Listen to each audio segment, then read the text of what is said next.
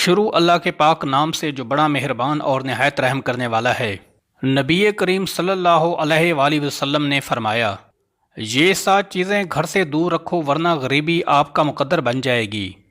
Number 1، جلدی جلدی نماز پڑھنا۔ معزز خواتین و حضرات، آپ نے اکثر یہ دیکھا ہوگا کہ ہم لوگ نماز پڑھنے کے لیے جاتے ہیں، ہم 2 رکعت بھی ادا نہیں کر پاتے، اور ہمارے برابر والا انسان پوری نماز مکمل کر کے مسجد سے نکل جاتا ہے۔ کیا آپ جانتے ہیں یہ چیز اللہ کو بالکل ناپسند ہے؟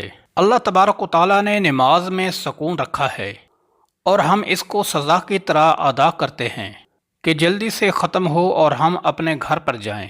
ایسا کرنے سے آپ کے گھر اور کاروبار کی برکت ختم ہو جاتی ہے۔ نماز ہمیشہ اللہ کو راضی کرنے کے لیے پڑھیں اور سکون سے ادا کریں۔ نمبر 2، وضو کی جگہ پر پیشاب کرنے سے۔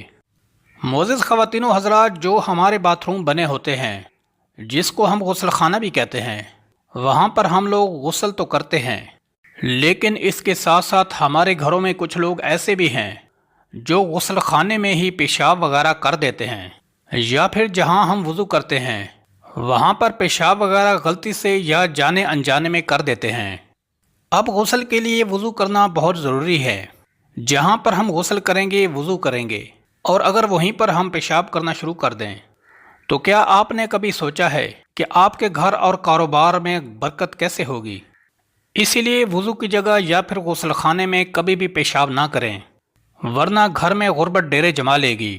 نمبر 3، کھڑے ہو کر پیشاب کرنا۔ ناظرین، جب بھی ہم لوگ کہیں باہر گھومنے کے لیے جاتے ہیں تو جانے انجانے میں ہم لوگ کھڑے ہو کر پیشاب کر دیتے ہیں، اور کبھی کبھی ہم پیڑ کے نیچے بھی پیشاب کر دیتے ہیں۔ کیا آپ یہ بات نہیں جانتے کہ پیڑوں پر اکثر جنات کا سایہ ہوتا ہے؟ اگر ہم پیڑ کے نیچے پیشاب کرتے ہیں یا کھڑے ہو کر پیشاب کرتے ہیں، اور اگر پیڑ کے اوپر جنات کا سایہ ہو تو برکت تو دور کی بات ہے، آپ کی پوری نسلیں برباد ہو جائیں گی۔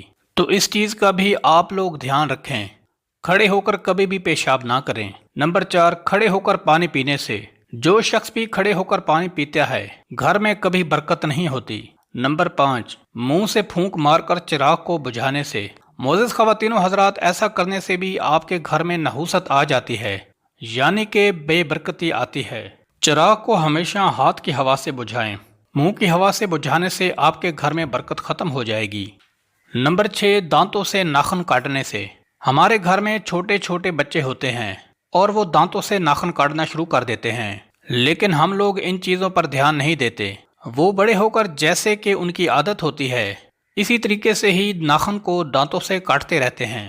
کیا آپ جانتے ہیں کہ دانتوں سے ناخن کاٹنے سے بیماریاں تو آتی ہی ہیں، پیٹ میں بیماریاں تو جاتی ہیں، لیکن اس کے ساتھ ساتھ گھر میں نحوست بھی آ جاتی ہے اور گھر سے برکت بھی ختم ہو جاتی ہے۔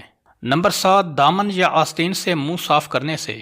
کبھی کبھی ہم کہیں باہر ہوتے ہیں اور ہماری جیب میں رومال نہیں ہوتا، اور ہم لوگ منہ وغیرہ دھو لیتے ہیں، اور اس کے بعد ہم آستین یا پھر دامن سے اپنے منہ کو پونچھ لیتے ہیں۔